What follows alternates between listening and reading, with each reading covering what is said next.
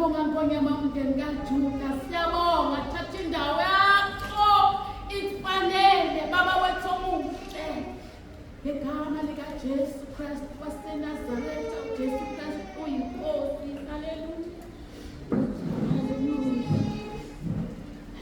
Udumo uNkulunkulu weliphezulu nokuthula emhlabeni kubantu abathokozelwa nguye uJesu Kristu inkosi.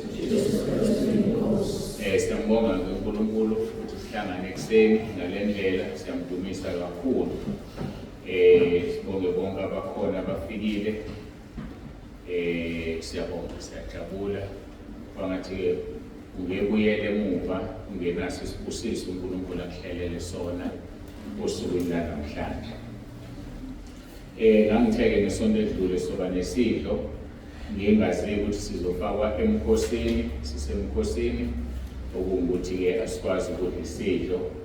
Ngokuvuma kwenkosi sesiyosibona-ke ngesonto mhla ka-8, uma kuba ngomhla ka-8 noma ngomhla ka-7, angazi sizobona lokhu uNkulunkulu asikholela kuko. Kodwa-ke asizubabikho namhlanje. Nginombuzo-ke ngimbuza wona lalikhulisa sasa eYerabong unyaka odlulile ukuthi ngiye Cape Town, ngenyanga ezaliwe Cape Town, nisaya nje Cape Town, seniwenzile amalungiselelo, niyibekile imali. Abase-Cape Town mabeza la bathi bakhokha 2,000 rand iteksini. Angidluleke, angiyilindile impendulo izobonakala ngokwenza. Kodwa-ke ngo-October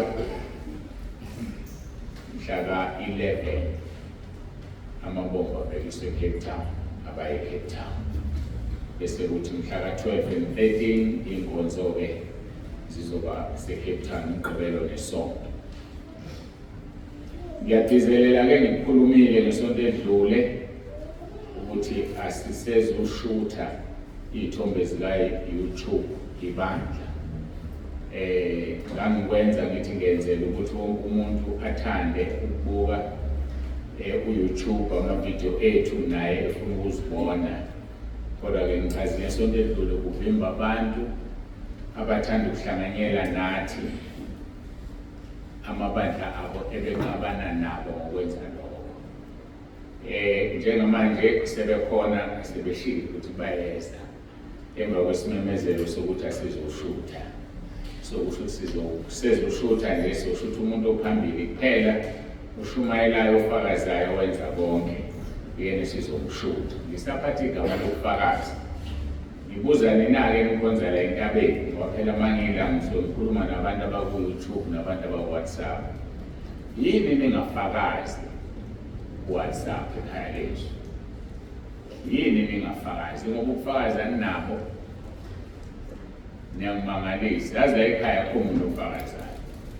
Ukuthi aninayo uJesu, ngoba phela izwi lenkosi lithi onendodana nokufakaza. Anifakazi nje nonke. Bonke abantu emabhrentshini ahlukene nabangekho emabhrentshini bayafakaza. And niyahlazeka-ke lwangibuza nje bezwa lokho. La sihamba khona abantu bayafakaza, nina nifakaza. Lokho-ke kungenza ngibone ukuthi ngathatha isinqumo esi-right ngokuvala ubufakazi la. Ngoba nizofakaza kanjani la enkonzweni uhlule ukufakaza ekhaya lethu ungabonwa muntu? Angazi navalo ubani ekhaya lethu. Kodwa ngizobona ngokuthi abantu befakaza ekhaya lethu ukuthi bayafuna ukufakaza la enkonzweni. Njengoba ningafakazi ekhaya lethu, ngathatha isinqumo esi-right. Sengiyadlula-ke la. Umnikelo wesipheko siyawucela bazalwane, izinkonzo seziseduze. Abantu abanikela umnikelo wesipheko. Ngoba kusiza ukuthi umuntu afike nomnikelo wesipheko ngoLwesihlanu, imali sizobe sisazoyenzani ngoba kufanele isebenze manje. Angazi-ke ngicabanga ukuthi-ke baxoxeleke umama noThuli, ngibona umama engasukumi futhi usukume ekugcineni. Noma seniyazi ukuthi kuklinwa nini, angazi. Ngiyembona enika ithuba lokuthi akhulume ukuthi kuklinwa nini. Nakho-ke akakushilo-ke namhlanje, angazi noma niyazi nanitshelene-ke, angizungena-ke lapho. kodwa ke kube kuhle kona zonke izinto ezikhulunywayo zikhulunywe ngaphambi kwezwi ukuze kungakhulunywa emva kwezwi bese kuphuma izwi ngoba kufanele ekugcineni uma kugcina izwi bese iyavalwa inkonzo. Kodwa-ke uma kuwukuthi-ke kusalile ngephutha-ke singaphumela-ke kukhulunyweke.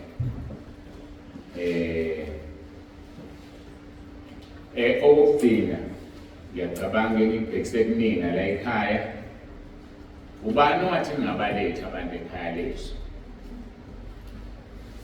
Ubani wathi ngingabaletha abantu ekhaya lethu? Awuzihlolele uzibheke, wagcina nini ukuletha umuntu ekhaya lethu? Ngikhuluma nani la ekhaya, anibalethe abantu. Bantu sebeze beqa ku-4,000.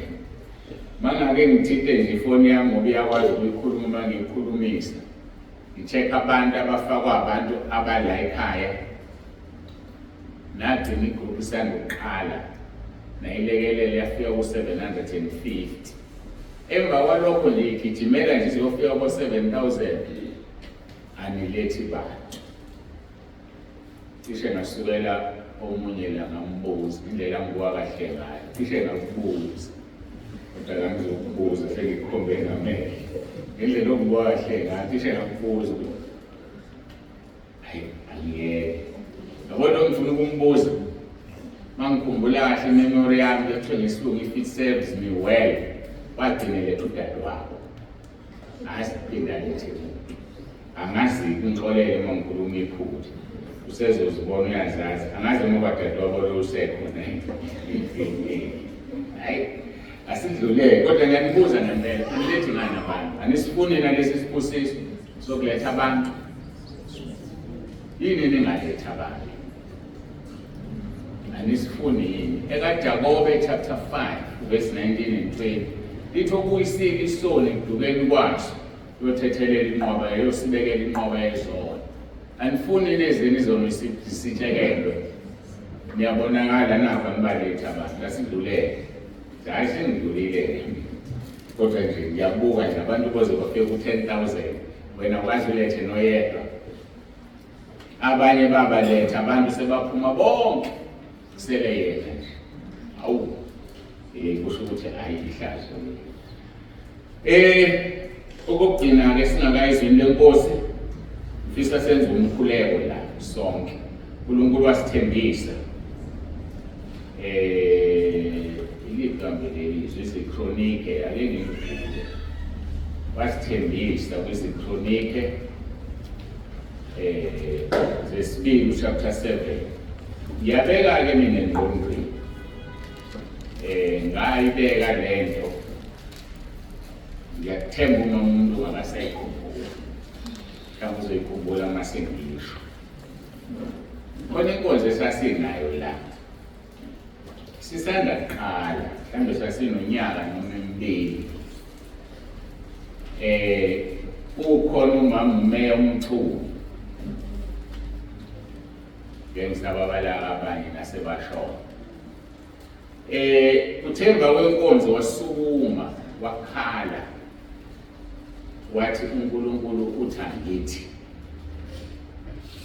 wayesefunda lelizwi ngalibamba ake ngilifunde izikronike lesibili chapter 7 verse 13 kuya ku-15 uma ngivala izulu ukuba kungabikho mvula noma ngiyalezi isikhonyana ukuba sidlizwe noma ngithuma isifo phakathi kwabantu bami verse number 14 bazithobe abantu bami ababizwa ngegama lami bakhuleke bafuna ubuso bami baphenduke ezindleleni zabo ezimbi ngiyokuzwa ezulwini ngithethelele isono sabo ngiphilise izwe labo verse number 15 manje amehlo ami ayakuvuleka izindlebe zami zilalela umkhuleko owenziwa kule ndawo manje-ke sengiyikhethile ngayingcwelisa le ndlu ukuba igama lami libe khona lapho kuze kube phakade amehlo ami nenhliziyo yami kuyakuba khona lapho isikhathi sonke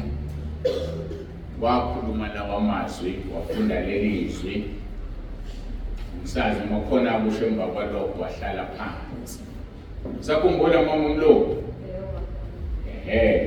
ngayibamba lento uNkulunkulu uyenzile, umkhuleko owenziwa kule ndawo uyawuphendula. Ngaloya nyanga to 2022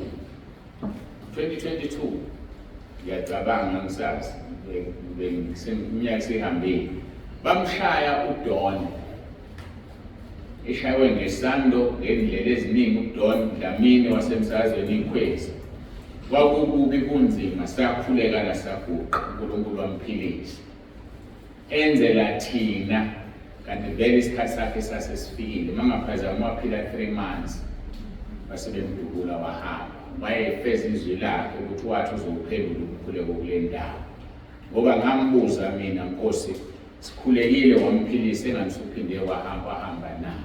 Bathi ngangigcwalisa izwi lami, sasesifikile isikhathi sakhe ngaleso sikhathi, kodwa akahambanga ngoba nakhuleka kule ndawo, engathi umkhuleko owenziwa la ngokuphendula.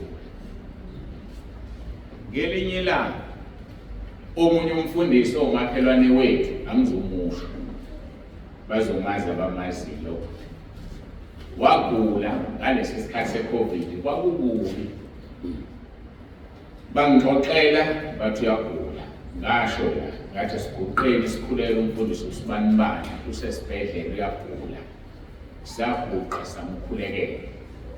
Ngingazi ukuthi kanti kunabazalwane bakhe ababili abahlala kude, abathe uma befika bathothi kuvaliwe endlini yenkonzo, umfundisi uyagula, base bethi sihambe kangaka base bezongena la. Ngangingazi ukuthi uNkulunkulu wayesebenza ngendlela yakhe. Saguqa sakhuleka. Ngicabanga lokho kuyisonto, umsonto noma lesibili kade gula, ngathi uma ese-ICU ngathi wayelapho, waphuma ingakabi ngisho half isonto, waphuma wathi sishaywe esibhedlela. Baya laba bazalwane bafike bamxoxela bathi sifike kuvaliwe, sase siyokhonza entabeni. Entabeni umfundisi wakhona uguqisa ibandla lonke la kukhulekela. Wamangala wathi akayazi into enje. Emangala-ke akayazi into enje, khona umfundisi welibandla ongamkhulekela kwenzeka into eyenzekayo. Wathula-ke kubona noma wathini angazi. Setshela-ke lo wangitshela-ke, uNsibande wenza isimanga wangikhulekela, ngigula, bengingazi ukuthi ngikhulekela uyena, kusafanele ngiyobonga. Namhlanje-ke kusafanele aziyobonga, akakayigwinyi ipride yakhe. Anginandaba-ke nalokho, ngisekuthenini umkhuleko esiwenza la endlini uyaphendula. Lapho la ngikhona bengibeka lama-examples awu-2. Akazi nanokuthi ngiyazi lo mfundisi ukuthi wathi uzozazi obonga. Ngiyazi, ngiyambuka nje masihlanganela la njengabefundisi bendawo ngiyithuleleke. Anginankinga nalokho ngoba ngangingazi ukuthi uzokwazi, kodwa uNkulunkulu wenza ngamabomu wakuthunga ngalento bese ngixoxe ngayo waze wafika kumina. Yini-ke siyoyikhulekela namhlanje? Niyamamemezela la ngathi sifuna indawo yokwakha. Niyakhumbula? Sifuna indawo yokwakha, nganitshela ama-options esinawo, ngathi uma kunjani kofuna ngithenge yonke le mizi le ewumakhelwane ukuze basinike ispace sakhe indlu enkulu. Masihluleka lapho kunendawo ekhona ekhondweni enginayo, sothenga omakhelwane bakhona ukuze sakhe, ngoba indawo esekhondweni enkulu ngokwanele kodwa ayikho iparking. Ngale kwalokho ise-current, singenza okufanayo kodwa kukhona e-current indawo kamasipala. Noma option yokudinga ukufuna iplaza. La sinenkinga ukuthi ufuna siqale phansi yonke lento esesiyenzeka. Ngoba eplazini asazi ukuthi solitholaphi, ufuna ukwakhiwa indlu enkulu, ukwakhiwa izindlu zokulala, ukwakhiwa amathuba. Yonke lento esesiyenzeke la ufuna siduplicate. Umbuzo omkhulu ukuthi siyenze njani-ke le ndlu? Yiliphi ibandla elingayithenga njengoba isinjena? Yazi ukuthi ivelu yalenda ingaphansi ka-2.5 million manje. Obani-ke abazoyithenga? Abekho. Nokuthi siyayidinga phela ngoba sila eduze sikhonza kahle la. Mase kuyinkonzo enkulu kufuneka siyeplazini. So-ke uNkulunkulu-ke ngendlela yakhe sase sithola ukuthi bayazi-ke abashona ngale mabehamba kunomuzi la oblue owasongatekisi thizeni. Sebezamile abantu abaningi ukuthenga uthengeki. Baze bafike endlebeni zami-ke nami ngayilandela indaba yawo ngayithola. Ngezwe ukuthi kuthiwa abantu baxoshwa u-500,000. Kuyadula nendawo enkulu kodwa baxoshwa u-500,000. Anginike inamba-ke ubaba lo bese ngiyabafonela baseMpumalanga eNelspruit. Sengiyazi mina ukuthi udayisa malini. Ngithi uma ngimtshela ngithi ayi ngiyifuna leya ndawo nibiza malini, athi 600. Bese ngithi mina ngino 400. Ngisho nami ngaphansi ngamabomu kwalo 5 wabo ngoba naba ethi ikhulu nami ngehla ngekhulu. Thange mina ngizonika u400 cash. Ayi bathi ngithi ayi nami ngimile la. Akusithi sikweletana sinikane ndemali sihlukanele. Ayi bathine behlile bathi 450. Ngathi angisuke ku4. Ayi kukhulunywe bawehlisa ku20. Ngathi akulungile ku430 siyavumelana. Kufanele bezeke phela manje. Ubizwe induna basinikele indawo sibanikeze imali. Ibhizinisi yakho ama-branches awu2 ngiyacabanga ukuthi kuzoma ukwakha wona masimasifaka la seyidinga le ndawo ezothathwa abantu maniphuma nje nithi udlale ngathi nyabo babuzulu ngibona kufuneka sakhe indle enkulu ngokuvuma kwenkosi kwakhona ngeke ibe big parking izoba nkulu nje kakhulu naye angiyazi ubiza malini. Yilokho ke sikukhulekelayo ukuthi abeze phela laba abantu Nkosi yami uNkulunkulu esasinikile le mali befanele sakhe ngayo Mafakatini naseBamhlela sifuna sifake la sibambe indawo. Yilokho ke sikukhulekelayo. Ethemba sekuhlatshele wonke umuntu ke ukuthi yini sikukhulekela. Usithembisile uNkulunkulu ukuthi umkhuleko esiwenza la uyawuphendula. Sizokhuleka ke simcele abathile laba abantu beze ngoba senginovalo lokuthi kuyoze kufike omunye uzothi ngiyanika u600. Kanti phela manje ngiyafuna nami ukwazi ngoba ngikhonza uNkulunkulu mina onemali golide nesilikhuthe la. Ngisho engathi bengashintsha ke bese befuna u6 bethi insibande sekukhona ukuthi uphethe u6. Yazi ngokuqa kabili kathathu uphuma u6 anginike uNkulunkulu sithanda. Ngeke ngisayitshele indawo eseduze. Manje ke ilokho kakhulu esiyifuna le ndawo sifunela uNkulunkulu. So ke ilowo umkhuleko ke ngicela sikhulekeke sonke sizoguqa sikhuleke ngoba lokho bese siqhubeka ke ngenkonzo. What a mighty God we serve. What a mighty God we serve. What a mighty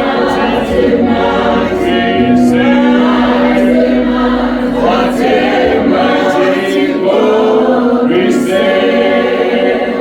What a mighty God we serve.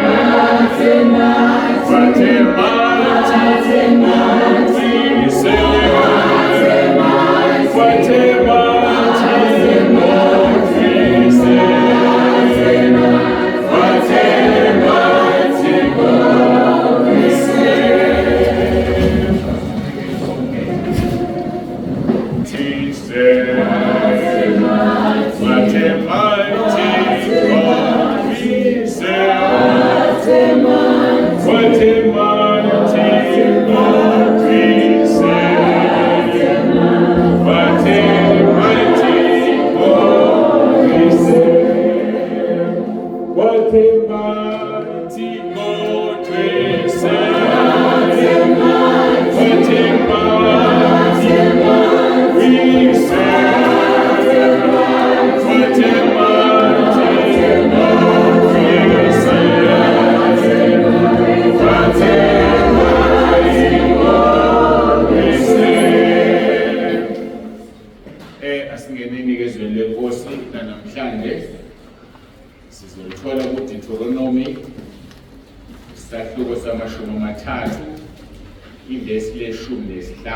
Deuteronomy chapter 30 verse 15. Deuteronomy chapter 30 verse 15. Isihloko says noma senkonzo yethu sithi life is a choice. Ukuphila kuya ngokukhetha kwakho. Ukuphila kuya ngokukhetha kwakho. Life is a choice. Ufundeka ke kanje. Bheka ngibeke namuhla phambi kwakho ukuphila nokuhle, ukufa nokubi. uNkulunkulu abusise ukufundwa kwezwi lakhe. Ufunda nje lelo vesi. Bheka ngibeke namuhla phambi kwakho ukuphila nokuhle, ukufa nokubi. Uma uphila emhlabeni ngaso sonke isikhathi ubhekana nokukhetha. Uphila nje kuwukhetha. Uba nama choices. Njengoba ula namhlanje enkonzweni, you had a choice to choose between ukuze enkonzweni nokungezi. Uvukile wageza, you had a choice yokungavuki kodwa wavuka. So yonke into oyenzayo there is a choice. Uyakhetha, kufanele ukhethe ukuthi ukwenzayo. Umuntu kemayikhetha unezinto azibukayo. Uthi uma ngenza lokhu ngizosizakala la, uma ngenza lokhu ngizoba nenkinga la. Abese ekhetha lokhu azosizakala khona. Inamhlanje lingumphumela ukukhetha kwakho kwayizolo. Lokho ukukhetha izolo yilokho okwenzeka namhlanje. Lokho ozokhetha namhlanje kuwumphumela wakusasa. Ngoba impilo iwukhetha, life is a choice. Uma isigebengu sibulala umuntu noma kuduna umuntu ohamba ngemoto abulawe ithathwe leyo moto, bese kuthi uma sizihambela nje sibona amaphoyisa siyabaleka siyesaba ngoba kuvuka isazelo sento siyenze nini ngayizolo. So into yenza namhlanje umphumela wakho uzobona kusasa. Namhlanje umphumela wento yenza izolo. Mangithi izolo ke angikho necessarily esukwini la Saturday. Khona abantu ngenxa yokududana befunda esikoleni, badudane, balove, bangayi beqe, badoje esikoleni, afail umuntu matric. Namhlanje usebenza umsebenzi obuhlungu, uyaklina. Isinqumo asithathayo sibuhlungu namhlanje. Abanye ayifunda nabo bawodokotela, bawothisha, bayindezi ayikhundla ngoba beqamba esikoleni. Wathatha isinqumo sokududana nabantu benza into engalungile. Yilento engizama ukuyichaza ukuthi isinqumo senza izolo yile mpilo iphilayo namhlanje ingenxa yaso. Uma unganqumanga kahle izolo nethuba namhlanje lokushintsha isinqumo wasithathayo ukhethe kahle. So impilo is about choices. You just choose ukuthi wena ufuna ukwenzani bese uyakwenza bese kuyaphumelela. Umntwana kaNkulunkulu ngokuthi kwiZaga 16:3 ngicela kimi umsebenzi wakho mina ngizophumelelisa amasu akho. So thina into esiyenzayo siginqela kuyo umsebenzi wethu. Njengoba besiguqa ngika manje sikhuleka siginqele kuye inkinga yethu avela kayaziyo. Kodwa usifundisile ukuthi masiginqa bese siyabonga okusesinikile. Landa usesinikile. So ke kodwa ngila ke okuthenini uma ungakhethanga kahle usenethuba as long as umphefumulo wakho ungakaphumi emzimbeni. Yini ke oyikhethayo? Wakhethani? Lento wayikhetha yilento iyona namhlanje. Mawakhetha kabi uphila kabuhlungu manje. Mawakhetha kahle uphila kahle manje. Thumela ingane esikoleni ihambe yofunda. Ayikafiki nase-tertiary ufunda la e-high school. Mhlawumbe kune-high school engcono ibona endaweni ethize ithathe ingane uyisekhona. Iyabuya kuya nesitifiketi esinomphefumulo, ibuye nengane isikhulele. Ontanga yabo baqhubeka bayafunda baba izinto. Inhliziyo ibuhlungu akafikanga lapha efuna khona ukukhetha kwakhe. Impilo iya ngokuthi ukhethane. Ngelanga elithize wawuyintombazana uyiphethe kahle ukhule ekhaya elihle, wafika uSikhotheni wakukhohlisa. Walitshala uthando uSathane wamthanda. Wakuphuthuma ekubona ukuthi uyigolide. Wena ubonanga ukuthi uyigolide, wakuphuthuma nashada. Mhlawumbe uyazisola ngomshado wokuwona ukuthi ukuba ngikhethanga kanje ngaba kunjeni. Mhlawumbe wena wathi osebenza indoda ayisebenzi, ukhetha kabani wakho. That's what you chose.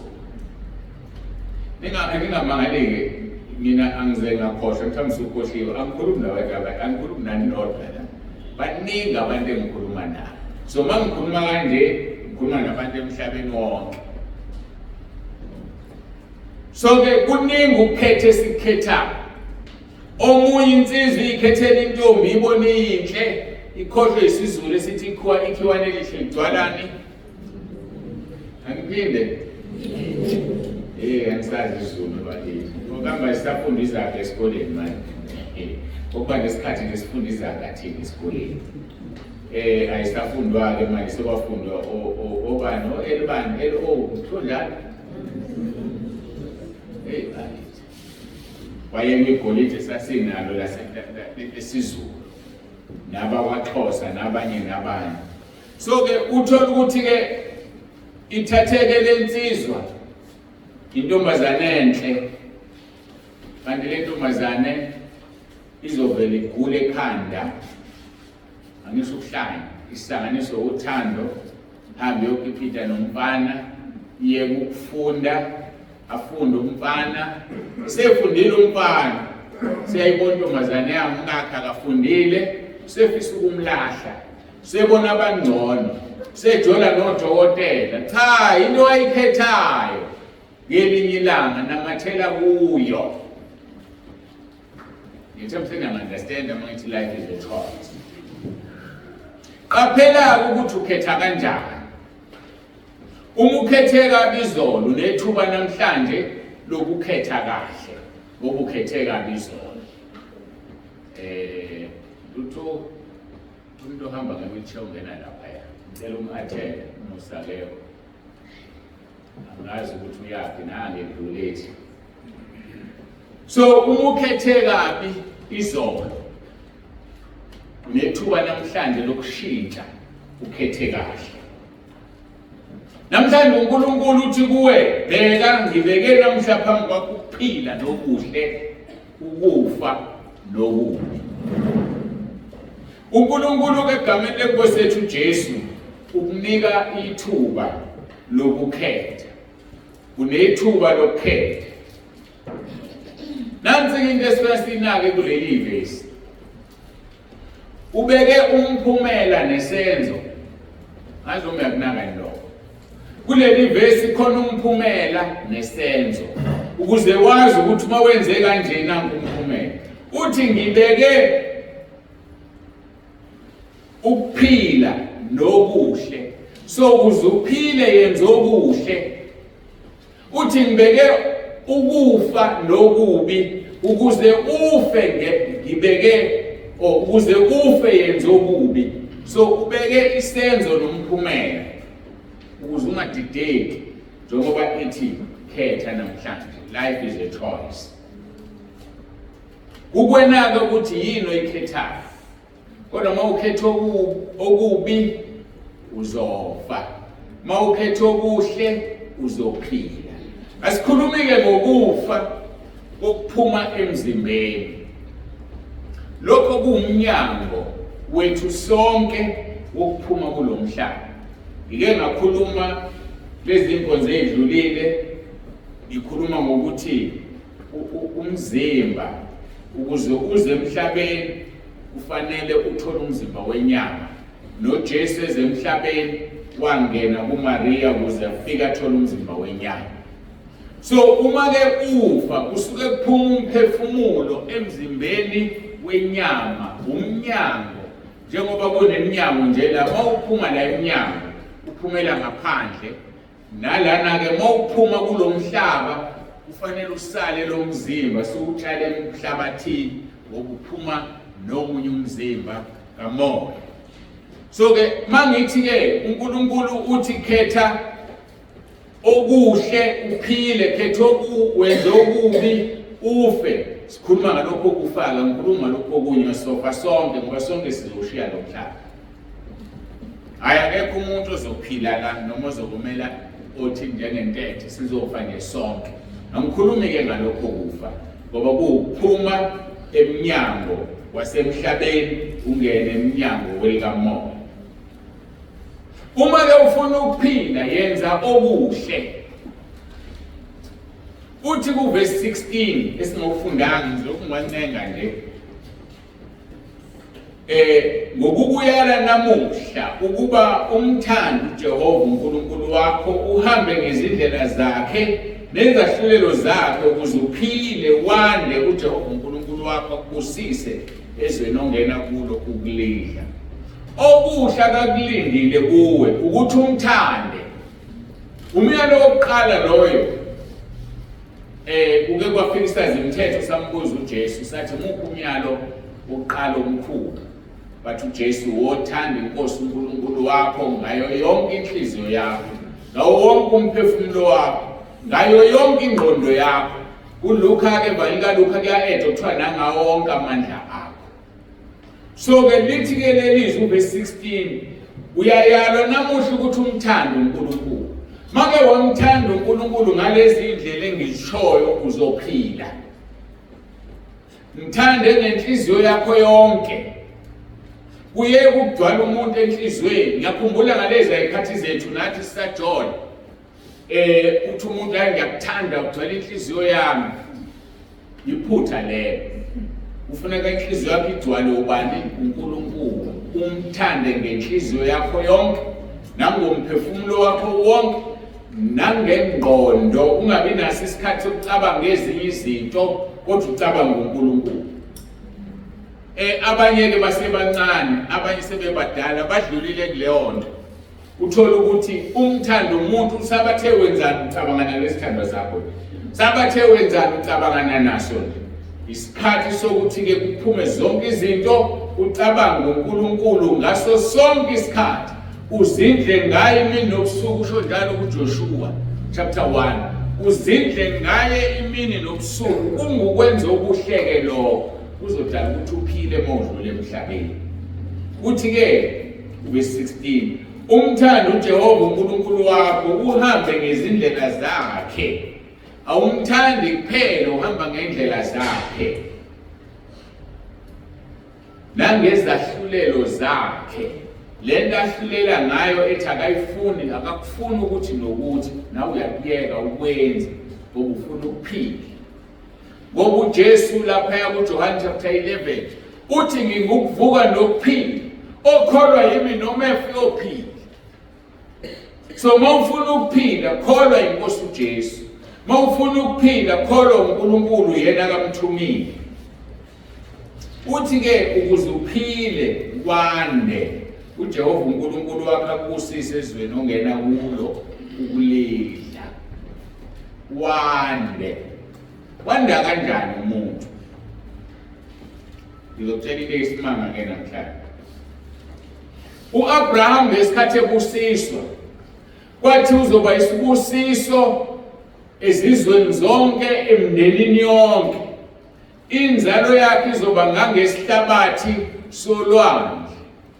uAbraham kanjani phela uAbraham wazala ingane ezimbili. Wazala uIshmayeli kwisigqilakazi, wazala uIsaka kubani kuRebeka kuSara ngiyabonga. Wazala uIsaka kuSara. Pho wanda kanjani kuthiwa inzalo yakhe izoba ngangezihlabathi zolwandle na? Mawufunda izwi lenkosi lithi uGalatia 3 verse 7 mangaphazama.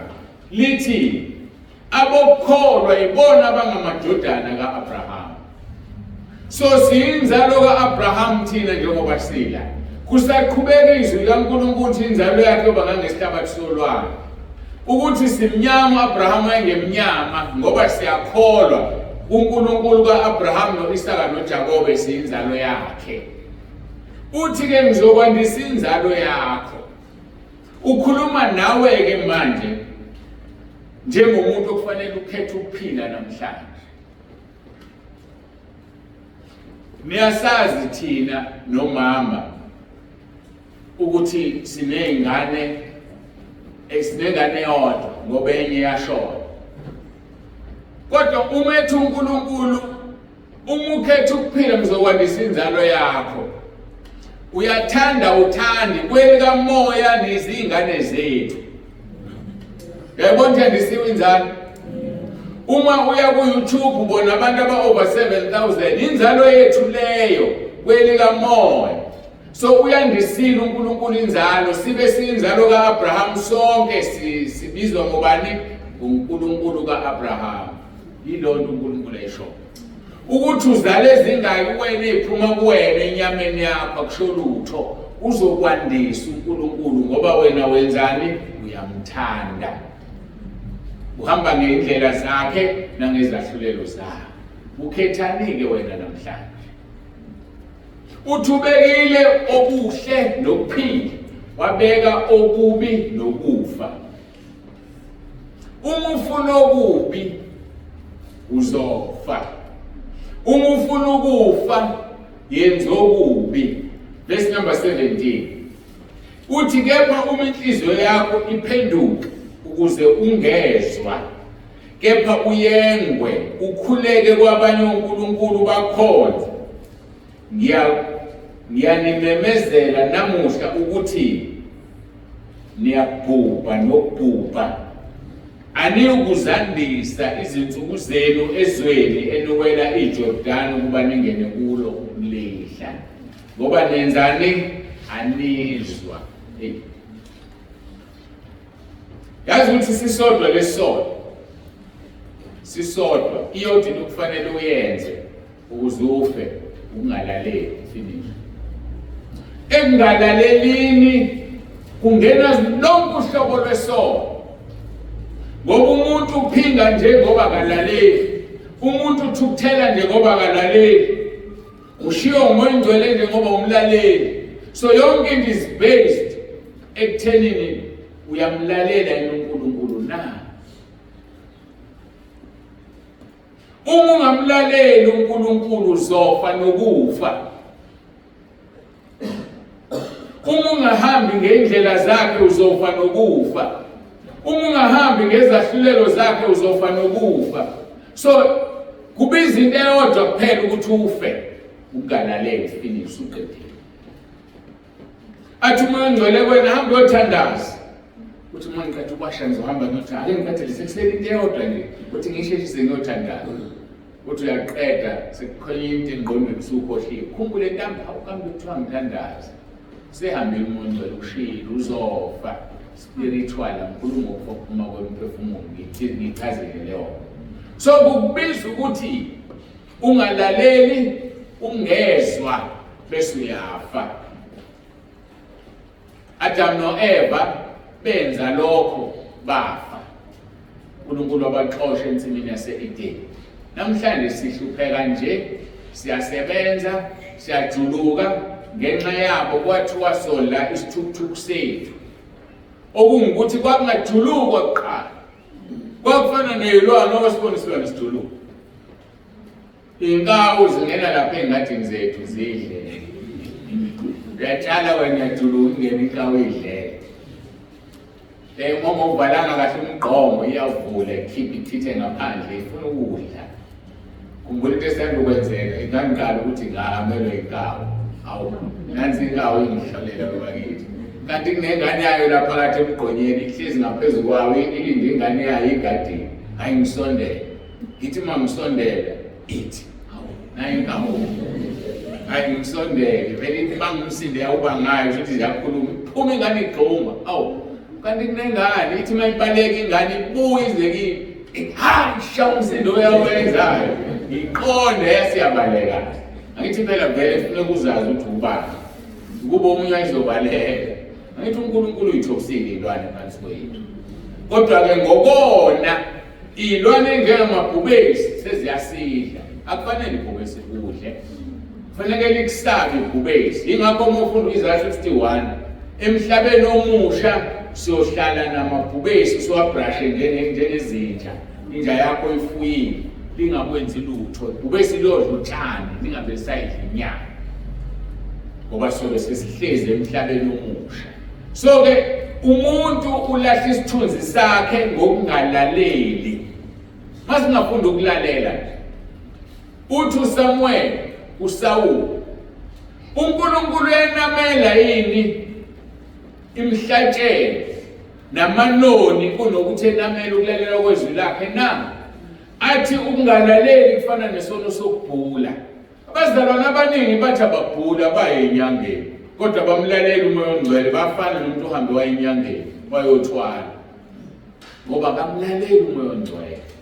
Ngakho-ke uNkulunkulu namhlanje uthi khetha ngibeke phambi kwakho namhla ukuphila nokuhle ukufa nokubi.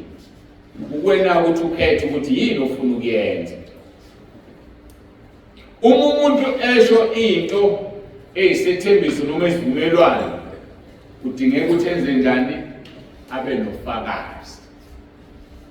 Mawusho nje into eyisethembiso noma isivumelwano kuba nofakazi. Ngenxa ke yokuthembana-ke siyathembisana nje izinto kungafakazisi umuntu. Ajike lo athi angikaze ngikusho siyaqala ukuthi washo angikaze ngikusho ubani ufakazi wakho akekho. So uNkulunkulu-ke naye la uyafakazisa. Ufakazi-ke kufanele kube umuntu onjani ophilayo. Ngoba mayisefile umuntu akakwazi ukufakazela entweni enivumelane ngayo. Yingakho-ke mase siye esikoleni sesiyafunda ukuthi into esebenzayo yini isignature ngoba isignature iyakhuluma nomuntu esefile. Ithi umnikazi wami wathi wayesiyasayina la. So leyo nto iyama ngisho enkantolo ungasekho kuthiwa usibani bani wafa ethe nakho lapha sayina khona. Bese kubangwa isignature-ke uma abantu-ke benemali befundile kuthiwa akasayini kanje usayina kanje. Akasekho yena ukuthi ayikhulumente wasayina noma akasayinanga. Bayifoja isignature. Nanamhla-ke sibona uNkulunkulu efakazisa ngento ayikhuluma kithi phakathi kwalento. Noma ikuphi-ke umunye lezolalela khona ulalela emotweni inkonzo uyibuka noma kuphi ku-YouTube kodwa uNkulunkulu uyafakazisa namhlanje uthi bheka ngibeke namhla phambi kwakho ukuphila nokuhle ukufa nokubi.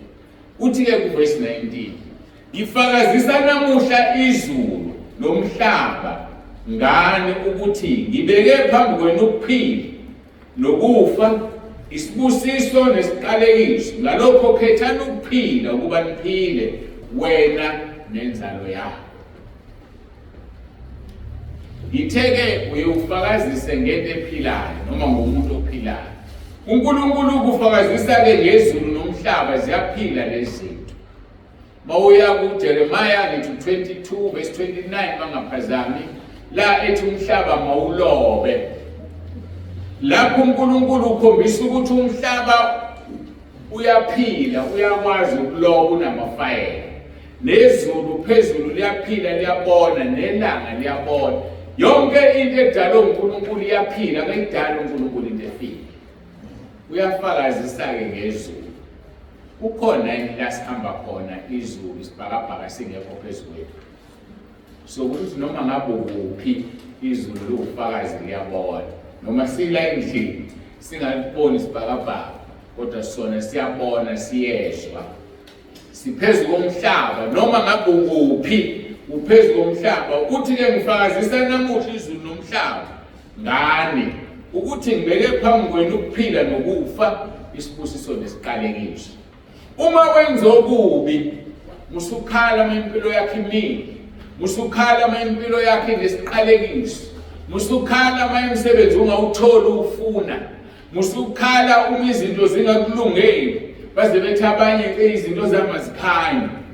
Cha azikhanyi nje ngoba wena ungakhanyisile, ekhanyisa. Life is a choice. Kunje ilento ayikhethayo. Shintsha ukhetho okuzokwenza ukuthi izinto zakho zikhanye.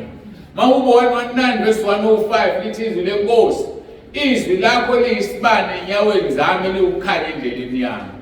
Namathelana nezwi kaNkulunkulu ulifunde ulenze lizoba isibane endleleni yami. Zimnyama nje izinto ngikubalekelana nezwi likaNkulunkulu.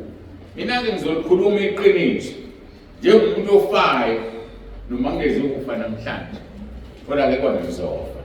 Kufanele ngikutshele iqiniso ngoba uma ngalikhulumi ngizofike ngithini phambi kaNkulunkulu. Ngakho-ke uthi ubekile isibusiso nesiqalekiso. Isibusiso sihamba nobuhle, ukuthanda uNkulunkulu ngenhliziyo yakho yonke, ngengqondo yakho yonke, ngomphefumulo wakho wonke nangamandla akho onke. Ukuthanda uNkulunkulu ngamandla ikona kuphela okungaphandle komzimba wakho. Konke lokho okunye umthanda ngoqobo lwakhe, inhliziyo yakhe ngaphakathi kuwe. Umphefumulo wakho ungaphakathi kuwe uhlala egazini, ingqondo yakho nansi ngaphakathi kuwena, bese umthanda ngamandla akho onke. Ukuthanda uNkulunkulu ngamandla akho onke yilento ukuthi wenze izinto wenzele uNkulunkulu. Njengoba kwathi sikhuluma ekuqaleni ngokuklina la endlini, ukuthanda uNkulunkulu ngamandla akho lokho. Abanye-ke baye bathi ngokungaphumeleli athi umuntu nansi imali abenza ukuthi abothenga ukudla badle, ngiyanikela. Usuke enikela ngamandla akhe. Imali ngamandla akho, la uthema usebenza, la usebenza khona wahola ekupheleni kwenyanga. Kukhona abantu abangakwazi ukukhipha okweshumi, okungukuthi ey'ntweni eziwu-4 uNkulunkulu ofanele kumthande ngazo, umthande ngamandla akho. Abantu abangakwazi ukunikela, okungukuthi uNkulunkulu umthande ngamandla akho. Kodwa ulindele yena ukuthi akhanyise izinto zakho, azikhanya zilunge. Zizolunga kanjani ungamthandi ngezinto eziwu-4 azifunayo? Siyazifuna izinto eziza kithi, kodwa sizifuna eziphumayo. Zingaphumeli umuntu, ziphumela uNkulunkulu uqobo. uNkulunkulu ufuna simthande, simkhonze, simkhothamele, simazi ukuthi unguNkulunkulu wethu usidalile. Esidalile nje unosuku azosilanda ngalo asisekhaya ezulwini. Uzoya kanjani ekhaya ezulwini? Ngoba uyalalelwa lapha ezulwini, uyadunyiswa, ukuhluleka ukumlalela la emhlabeni.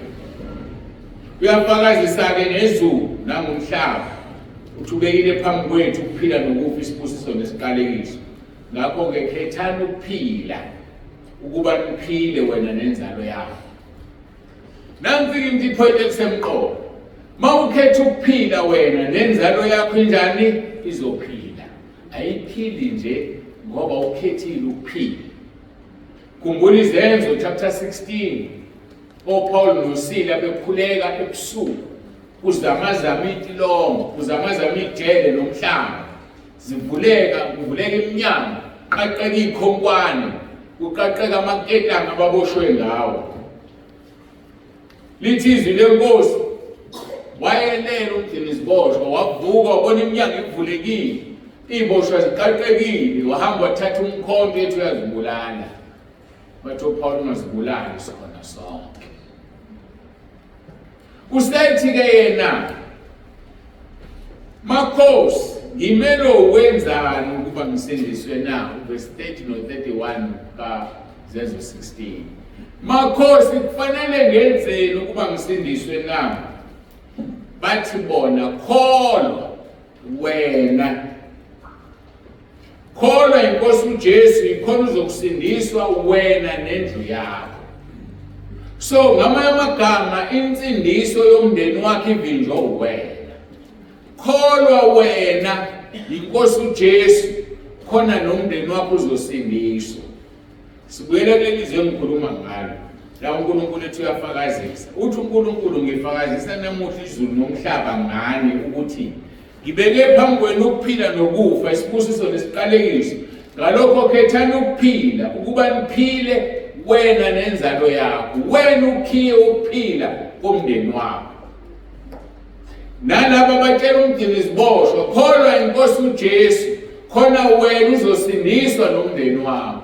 Ukhiye komndeni wakho, igazi lomndeni wakho lizokuzwa kuwe ukuthi why bengasindisiwe na. Bona bathi kholwa inkosi uJesu ikhona uzakusindiswa nomndeni wakho.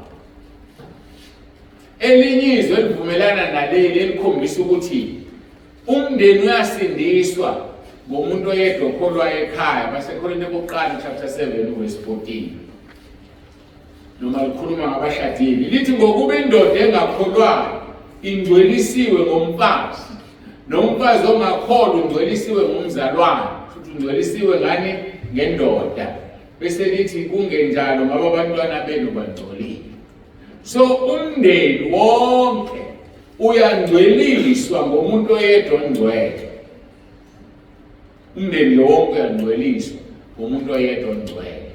Ngakho ke umndeni uyangcola, umndeni uyesihogweni ngawe wena ungafuni ukukholwa, ungalaleli. Ngoba uma ungalaleli sesizwini, uma ungalaleli ukhetha ukufa, uzofa. Yimina ngiyi-example enhle kulokho. Umama wami wayengithandazele ngikhulekela waze wafa ngingakholwa ekholwa. Kodwa ngenxa yokukholwa kwakhe namhlanje ngimphambi kwenu. Ngenxa yokukholwa kwakhe izingane zakithi zisindisiwe nazo ziyakholwa. Yini indaba na? Ukube yena akakholwanga sonke besoyisiphogweni igazi lethu kuzwe kuyena. So wena ikhulekele lengane yakhe edla ama-drugs, ikhulekele lengane yakhe edlala utshwala, uNkulunkulu uyophendula ngokuthanda kwakhe usaphila noma usufile. Kodwa ihlala leyo ngane ngeke kubuzwe kuwe. Okwakho ikhulekele, ukholwe wena, uthembeke. Ngoba into ekubala kabi ukuthi ukholwe ube umfundisi ube yonke into uzabe isigebengu esihambe sibulala abantu. Into ekubala kabi uSathane ungayenza loo nto kalula. Kodwa uma umile ekukholweni kwakhe uyodinga iphendukile ingane yakho. Kodwa uma uzodikila uwe na izodinga isihogweni gazi layo likuzwe kuwena. Uphila impiloni wena na. Ngoba singabona uhlezi kahle la enkonzweni umuhle kanti inhliziyo yakho ayinhle. Umoya okuwena uthelele einganeni ingane ziphenduka. Uzophenduka njengoba ngikhotha 1 Corinthians chapter 7. Ubaba wekhaya uzophenduka uma wena uhlezi ekukholweni. Izingane zakho zodina sindisiwe, whether uyaphila noma usufile, hlala kuNkulunkulu uzikhulekele. uNkulunkulu uzowuphendula ngesikhathi sakhe umkhuleko. Lithi ke kungenjalo izingane zenu ngabe zingcolile. Ngake ngayichaza ngelinye ilanga. Uma uzala ingane ungakholwa noma ningakholwa nobabili nithola umntwana, lo mntwana mayingafa esaphila insuku ezibili ezintathu esihogweni ngenxa yokuthi nina nemizalwane ningcolile. Yikho ku-wrong ukuthola umntwana ungashadile, ngoba lo mntwana omtholayo uyesihogweni. Yingakho-ke laba bantwana bahoshulwayo ama-abortion, laba bantwana bagijima la emkhathini abakwazi ukuya ezulwini ngoba bazelwe abazali abakade bezithandanela, baqhamuka ingane esikhwaleni base beyayikhipha. Igazi laleyo ngane lizokuzwa kuwe. Yingakho-ke masivuma izolo uNkulunkulu wangitshela wathi uyanginikeza amandla ukuthi uma umuntu evuma isono sokuthi wenze abortion, ikhulekele ingane ayikhiphile ipheleliswe ngeniswe ezulwini ngoba inacala. Uma umuntu ebewahlela umndeni wajova wasebenzisa amaphilisi noma indoda yasebenzisa ijazi lomkhwenyana, nibulala ingane. Funda uGenesis 38 uverse 10 mangaphazama uqhubeka. Senze lapho umuntu elizwe kade ngikhuluma ngalo. uNkulunkulu wayibulala indoda eyahlela umndeni yakhitha emhlabathini. iBhayibheli libeka kanjalo. So uNkulunkulu ungitshelile ukuthi noma ungaphila bonke ubungcwele, uma wake wahlela umndeni, leyo ngane ayikho ezulwini, ngeke ungene ezulwini. Ungasivumeli isono, ngikhulekele leyo ngane ingene ezulwini ngoba uyobinjwa yiyona. Yizo lezi ingane ezichitha imshado, yizo lezi ingane uqashwa namhlanje uyaxoshwa emsebenzini, izinto azikulungeli nesikhwele. Ithi ubaba nomama babethandanela bejola. Mase kufanele ngiqhamuke mina ngachithwa ejazini lomkhwenyana. Ngizoke ngibone ukuthi lezi ingane abazitholile zizoba yini. Isebenza ingane emkhathini, dicilela phansi ingane zakubo ngoba inomona. Phenduka uvuma isono sakho. Sikukhulekele ingane zakho esemkhathini zingene ezulwini ukuze nawe uyilandele ungene ezulwini. Uthi uJesu kuyoba mnandi senihlangana ezulwini. Awuzazi. Kodwa uyozazi uma ufika lapho nansi ingane yami. Engathi ngithandana nomfana othize ngayikhipha. Noma ngathandana nomfana othize ngahamba ngadla amaphilisi noma ngajova noma morning after pill. Ngoba ubulele. Uzongena kanjani ezulwini ubulele? Iyabaqalaka abantu indaba okuvuma izono. Enye intombazana yabona uNkulunkulu ukuthi wayilethela ukuthi angifundise. Wakusanda uqala ikhalezwi. Yangifonela ifuna ukuvuma izono zami. Ngathi mntanami ngangakabhupha kakhulu kodwa ngengithe ngale no 3 weeks waiting period. Ngathi bhala phansi izono zakho ngamnika usuku nesikhathi angifonela ngaso. Ngathi mawubhale phansi jwase nginika idate uNkulunkulu uzokuzwelana nawe ukuhawukela. Yabhala. After 3 weeks my phone athi yazi wangisiza baba. Thina ngikusize ngani sengikhohle nokukhola. Yakhumbula ngiphuthuma ngithi ngifuna ukuvuma isono sami izono zami uthi bengalala ebusuku nginengane lokhu ikhala ngoba ngenze abortion. Njalo ebusuku nengane ekhalayo ngiphaphame ngihlale. Kodwa the day wanginika appointment ngabhala phansi yagcina ngalelo langa. Ngoba iyasebenza lento ukuthi yenze appointment ubhale uNkulunkulu ukurekhoda kuye njengesono sesivunyiwe leso yakhululwe manje ngomnyama. Vumani izono zenu nisho njalo iBhayibheli. Ngoba ngeke ungene ezulwini ubulelo nemphefumulo ibulele. Abanye babulawanga uwe kwafika umngani wakho ethi usoxosha ekhaya ngenze njani wamlayela ukuthi akenzeni wasikhipha isisu gazi laleyo ngane lofunwa kuwe. Mhlawumbe umama wona ke wabona uzophoxeka esontweni lakho noma kuphi watshela ingane yakho ukuthi ayihambe yokhipha isisu. Uzongena kuliphi izulu? Khetha ke namuhla. Wakhetha kabi ngaleso sikhathi. Khetha namuhla. Uma ukhethe kahle uzongena ezulwini. Khetha okuhle wenze okuhle uzilethe kuNkulunkulu. Ifini yethu ithi ukuphila kuya ngokukhetha kwakho. Life is a choice. Namhlanje uthi uJesu kuwe. Kusangolo 3 verse 20 bheka ngimi ngasemnyango uyangqongqotha umuntu ezizwi lami avule eminyango ngiyakungena kuye ngidle naye naye adle nami.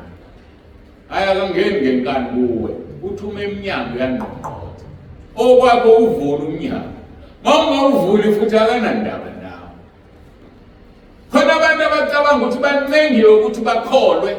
Khona abantu abacabanga ukuthi bancengile ukuthi babe sebandleni. Nisindulile leso sikhathi. Life is a choice. Khetha uthanda ukwenzani wena. Khona lento abantu abangayicabanga. Yazi mawusezulwini ujabula. Ubumnandi ukuzowedwa ngeke abuze insibani. Ubumnandi bakho yokuzwela wedwa. Ngoba kuzobe khethe bani wena. Ngisho ususesikhogweni usha. Ngeke mina ngibuze ubuhlungu yokuzwa lapho.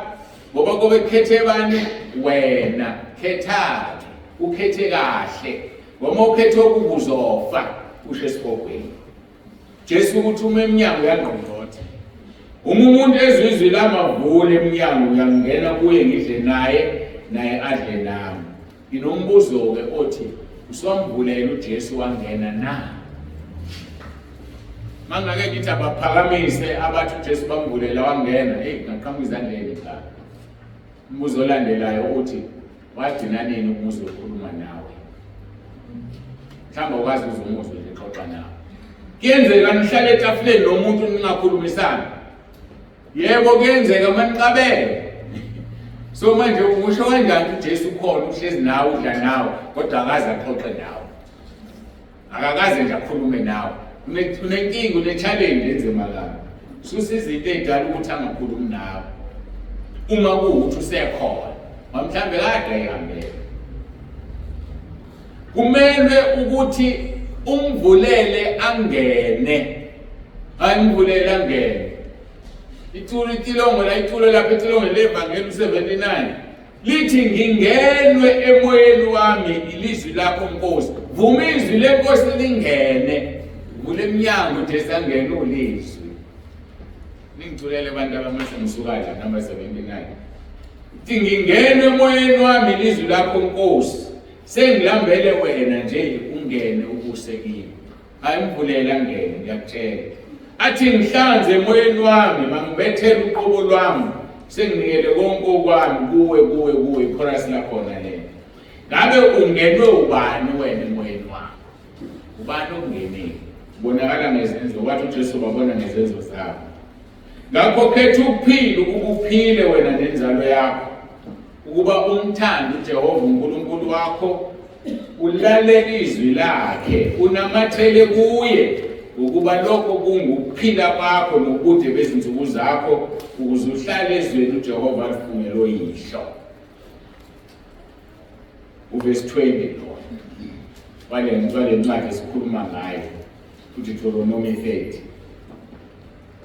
Ngakho-ke khetha isibusiso noma isiqalekiso. Mawufunda uDeuteronomy 11 verse 26 ya 28. Beka ngibeka phambi kwakho namuhla isibusiso nesiqalekiso. Isibusiso uma niyilalela imiyalo kaJehova uNkulunkulu wenu enginiyala ngayo namuhla. Verse 28. Nesiqalekiso uma ningayilaleli imiyalo kaJehova uNkulunkulu wenu kepha niphambuke endleleni enginiyala ngayo namuhla ukulandela abanye onkulunkulu engabaziyo. Ngithe ukhiye ukulalela. Mawungalaleli wenza into embi ezokwenza ufe. Kodwa mawulalela udonsa isibusiso. Wofunda uDeuteronomy 28 verse 1 kuya ku-14 khulunywa ngezibusiso. Uma ulalela nokulalela izwi lami, lezi zibusiso ziyokwehlela bese zikulandela. Ngiyethanda lo phathi. Isibusiso sehlezulwini ngoba uyalalela bese siyakulandela. Yazi uyihambela nje wena umnakeli uthi isibusiso sikulandela. Sikulandela, ulandele izinto ezinhle. Ukuze umuntu akusukela awu yakade ufuna umsebenzi. Yazi khona bafuna umuntu onje kanje lapha yana. Nkosi yami ngiyaxolisa sengutholile. Yabona lokho le umsebenzi iqake nje awuyifuni wena. Iyona efuna wena. Isibusiso sinjalo. Kodwa sisuka kuphi umulalela nokulalela izwi likaNkulunkulu ulenza. Kodwa mawungalilaleli funda uDeuteronomy 28 uqale ku-15 lithi lezi iqalekiso zokwehlela kuwe zikulandele. Siyehla isiqalekiso sihlale kuwe uthi yahamba nesikulandele. Uba sathe wena unamashwa, uba sathe wena izivelelwa izinto ezibuhlungu nje, iyafa nje imoto, liyafa nje ifridge ekhaya. Kwenzeka phatha sekwenzeka ukuthi okukhipha imali. Hayibo, iqalekiso awulaleli izwi likaNkulunkulu. Ake sifunde ukulalela izwi likaNkulunkulu. Sizophela iqalekiso. Khetha-ke namuhla. Ngifuna ukudina ngelizwi elikwisambulo. Khona uzobona uNkulunkulu kufikela ngamnenge khona umuntu. Njengamanje uJesu umile emnyango uyancenga. Uthi ngime emnyango ngiyaqoqoda. Kodwa ugade singafikeki lesi sikhathi. Isambulo 22 verse 11. Ongalungile makenze njalo kungalungile. Nongcolileyo makazingcolise njalo. Kepha olungileyo makenze njalo ukulunga, nongcwele makazingcolise njalo. Bulazi leli verse linganene. Lithi mawenza okubi yenza okubi njalo ungayeki. Ngoba kukhona okubi. Mawenza okuhle yenza okuhle njalo ungayeki. Zingcwelise ngoba kukhona okuhle. Hayi yabo leli verse alincane. Hayi akekho umuntu oncane kwayo la. Athi verse 12 wakhona bheka ngiyeza masinyane nomvuzo wami ukunami ukunika lo naloyo njengokomsebenzi wakhe. Ngingu-Alpha no-Omega, okokuqala nokuphela, isiqalo nesigcino. Babusisiwe abahlanza izingubo zabo ukuba bathole ilungelo labo emthini wokuphila, bangene emzini ngamasango. Siguqe sikhuleke.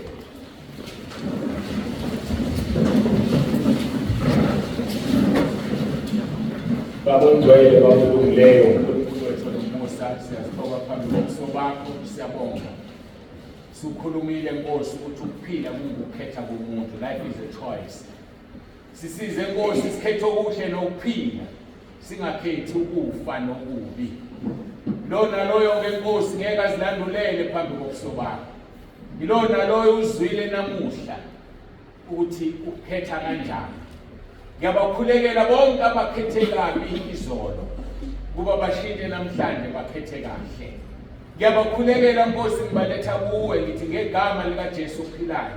Qalekisa yonke imimoya amadimoni amandla obumnyama akhethisa abantu kabi. Kuba Nkosi ubelona loyo akhetha ukuphila. Akuvume ukuthi uyinkosi ngoRoma 10:9. Azihlambulule, avume izono zakhe, azisole, aziyeke. Ngoba ushile ezini lakho, Izakha 28:13. Ofihla iziphambeko zakhe akayokuphumelela, kodwa ozivumayo azishiye uzothola umusa. Siyabonga Nkosi, siyabonga, sikunikeza udumo. Ngokufushane bomqondo singacabanga ukuthi awufuni nezulu lakho, kanti ngempela uyafuna ukusitshela ukuthi ukuze singene ezulwini iziphi izinto okufanele sizenze, naziphi izinto okufanele singazenzi ukuze singene ezulwini. Khombisa ukuthi uyasithanda, usidalela izulu, isihogo usidalela usathane nengilosi zakhe. Siyakubonga ke uNkulunkulu wethu ngalesi sikhathi, kusisa ilona loyo ufikile, naloyo uzoyilalela ku-WhatsApp inkonzo, naloyo uzoyilalela ku-YouTube mbusise. Ngikunikela kuwe manje, sithi udumo lonke Nkosi lungu lwakho lukufanele, uJesu Kristu inkosi. Amen.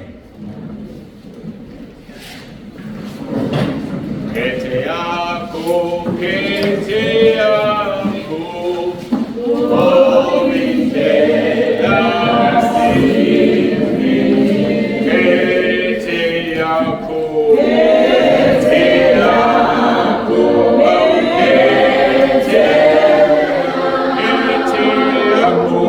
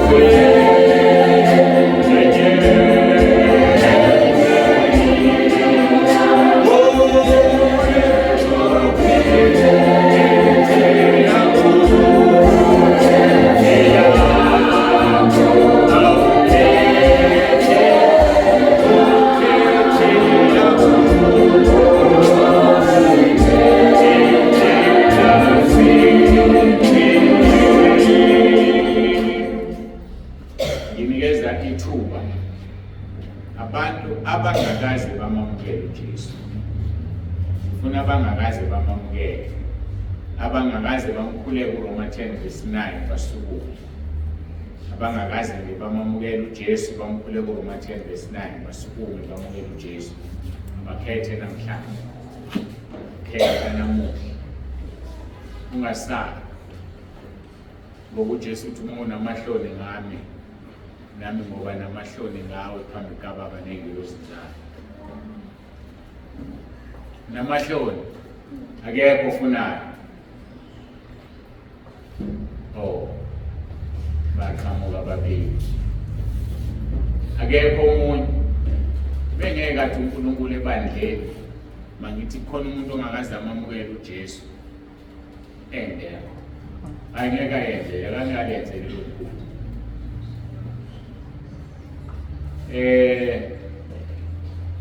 Ngizama ukucabanga ngoba nibalile ngibancane. Omunye wami ngeke ngicela nizoma la duze kwe passage.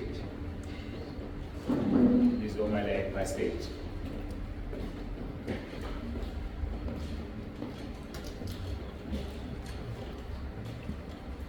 Yakulungile ningama nje lapho.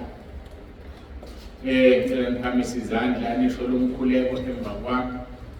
Nabanye kwabahlezi phansi manithanda ukusho ningasukuma nimusho kodwa kakhulu besiqonde labo kodwa ngiyawuvula konke mabekhona abathanda ukukhuleka ebanika lelo lungelo esikhulekeni-ke. Nkosi Jesu, ngiyavuma ngomlomo wami ukuthi uyinkosi.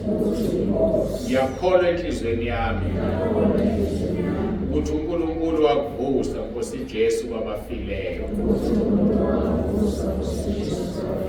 Ngiyakhuleka egameni lakho Nkosi Jesu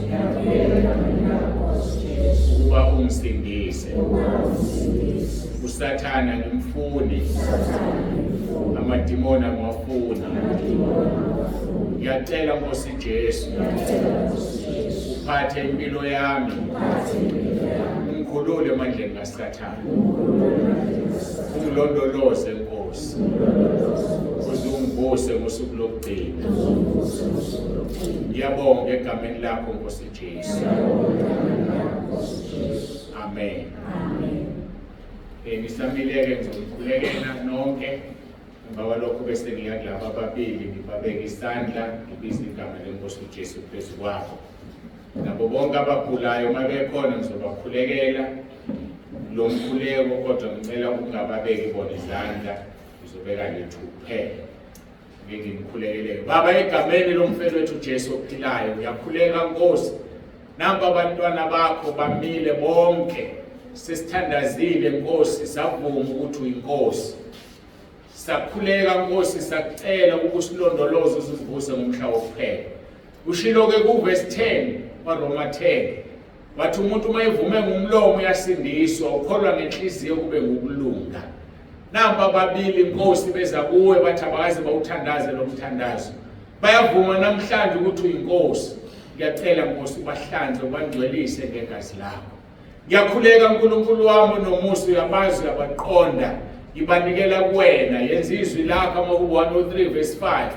Othi usuthisa ukulangazela komuntu ngokuhle. Uyakwazi abakulangazelelayo emhlabeni abakudingayo kuyizidingo zabo. Ngenxa yokuthi bavumile ukuthi uyinkosi namhlanje ngiyacela uhlangabezane nezidingo zabo. Babiyele ubagcina ubabusise uzubavuse ngosuku lokugcina. UNkulunkulu onomoya ongcwele uyabafundisa, bafundise Nkosi ukwenza okuhle. Bafundise ukukuthanda ngazo zonke lezi zinto eziwu4. Bafundise Nkosi ukuthi bangenze okubi balalele ngoba uma bengalaleli sizwile ukuthi sizofa uma singalaleli. Singakhulumi ngokufa kwenyama esizokufa sonke kodwa sizosha esihogweni uma singalaleli. Siyacela Nkosi ukuba ubabusise, ubangcwelise, ubahlanze. Bonke-ke abamile manje bangcwelise, ubahlanze. Ngibanikela kuwena ngegama elinamandla leNkosi uJesu Kristu ophilayo. Ngikhulekela wonke umuntu ogulayo okhona la endlini manje uyaphiliswa. Ushilo ezwini lakho Nkosi wathi ngemvimbo yakho siphilisiwe, Isaiah 53 verse 5. Philisa lo naloyo ogulayo manje. Ngithuma izwi lakho elinamandla njengoba ushilo. KwiHubo 107 verse 20 wathi uthumela izwi lakho libaphilise libakhulule emathuneni. Ngoba umuntu edla isono usethuneni ufana nokuthi ufile. Umuntu egula usethuneni ufana nokuthi ufile. Baphiliseke Nkosi ngezwi lakho ngiyalithumela kulo naloyo lapho kubuhlungu khona nalapho kungahambi khona kahle ngegama leNkosi yethu uJesu Kristu ophilayo. uJesu Kristu inkosi bayaphiliswa. uJesu Kristu inkosi bayaphiliswa. Amen. Seningahlala-ke nabanye siphamise izandla ngegama lenkosi yethu uJesu Kristu ophilayo, uJesu Kristu inkosi. Amen. Guys, sesifike emaphethelweni enkonzo. Ngibuyisela-ke ku-MC nethulo lami-ke ngithena ingculelelo uJesu Kristu inkosi. Ingenwe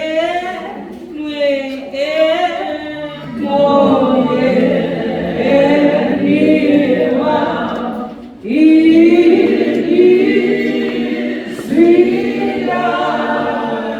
Gogosia